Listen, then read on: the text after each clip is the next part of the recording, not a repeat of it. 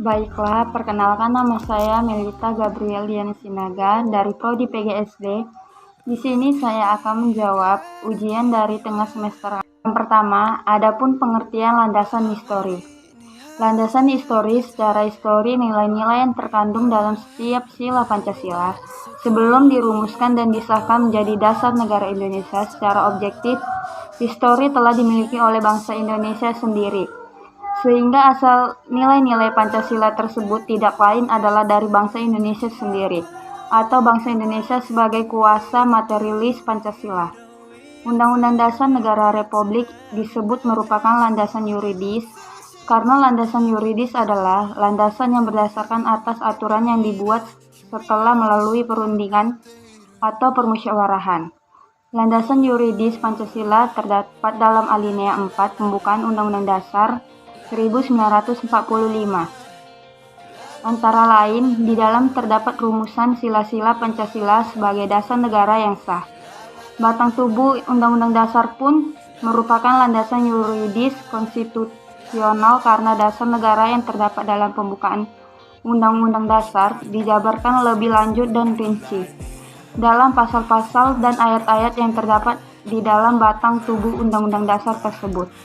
Yang kedua, adapun pengertian dari wawasan konsep Nusantara. Konsep Nusantara adalah cara pandang bangsa Indonesia mengenai diri dan lingkungannya sebagai negara kepulauan dengan mengutamakan persatuan dan kesatuan wilayahnya. Ada beberapa pengertian wawasan konsep Nusantara menurut para ahli, yaitu yang pertama, Profesor Wan Usman. Menurut Profesor Wan Usman, wawasan Nusantara adalah cara pandang bangsa Indonesia mengenai diri dan tanah air sebagai negara kepulauan dalam segala aspek kehidupan dan beragam. Dan yang kedua, menurut Munazat Naju Saputro, wawasan Nusantara adalah cara pandang bangsa Indonesia tentang diri dan lingkungannya dalam eksistensi yang saling berhubungan serta menerapkan di tengah lingkungan berdasarkan asas Nusantara. Dan yang terakhir adalah Sumarsono. Menurut Sumarsono, wawasan Nusantara merupakan nilai yang menjiwai segenap peraturan perundang-undangan pada setiap strata di seluruh wilayah negara, sehingga menggambarkan sikap dan perilaku, paham serta semangat kebangsaan atau nasionalisme yang tinggi dan merupakan identitas atau jati diri bangsa Indonesia. Yang ketiga, adapun pengertian geopolitik bangsa Indonesia. Menurut ajaran Pancasila, yaitu geopolitik Indonesia merupakan salah satu faktor yang mempengaruhi cara pandang dan sikap bangsa Indonesia terhadap keseluruhan bangsa Indonesia yang majemuk sebagai satu kesatuan dari aspek geografinya atau kewilayahannya, di mana letak geografis Indonesia sangat strategis karena merupakan negara kepulauan dengan salah satu pantai terpanjang dan terluas di dunia. Ditambah lagi dengan posisinya yang terletak di antara dua samudra dan dua benua. Yang berdasarkan Undang-Undang Dasar 1945 dan Pancasila yang pada akhirnya akan mempengaruhi pada sistem ketenagaraan Indonesia untuk menghadapi dunia internasional. Ada cara pelaksanaan geologi negara Indonesia. Yang pertama, secara politik. Adanya kebutuhan untuk mewujudkan pulau-pulau di wilayah Nusantara menjadi satu entiti yang utuh sebagai tanah air. Yang kedua, secara ekonomi. Kegiatan ekonomi memerlukan ruang gerak. Hal ini dapat dicegah melalui proses demokrasi, akan tetapi tetap taat pada koridor yang disepakati bersama. Setelah kegiatan ekonomi diberikan ruang gerak yang cukup, maka diperlukan dijaga kesatuannya di seluruh wilayah negara, antara lain berlaku yang satu mata uang tunggal yaitu rupiah. Dan yang keempat, secara sosial budaya. Sublimasi dari rasa paham dan bersemangat kebangsaan tanpa memandang suku, ras, dan agama.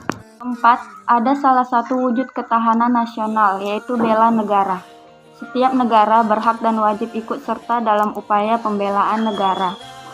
Bela negara dapat dilakukan dalam bantuan militer dan non-militer. Ada beberapa cara pelaksanaan ketahanan nasional dalam masyarakat Indonesia, yaitu satu, memperkuat karakter generasi muda, dan yang kedua, menegakkan hukum yang berlaku, ketiga, meningkatkan kerjasama antar luar negeri, dan yang terakhir, adanya geopolitik. Yang kelima, sebelumnya kita akan menjelaskan apa itu konsep integrasi nasional.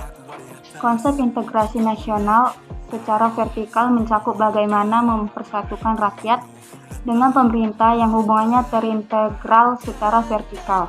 Konsep ini juga mencakup bagaimana penyatuan pemerintah pusat dan pemerintah daerah.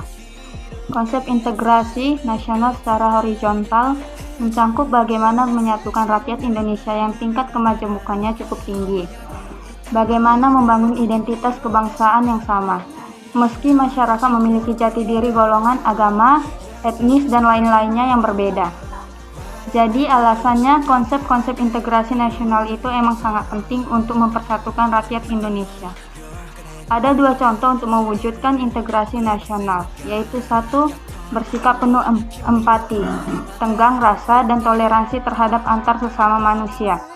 Dan yang kedua, tidak berperilaku rasis. Terima kasih, sekian dari jawaban saya.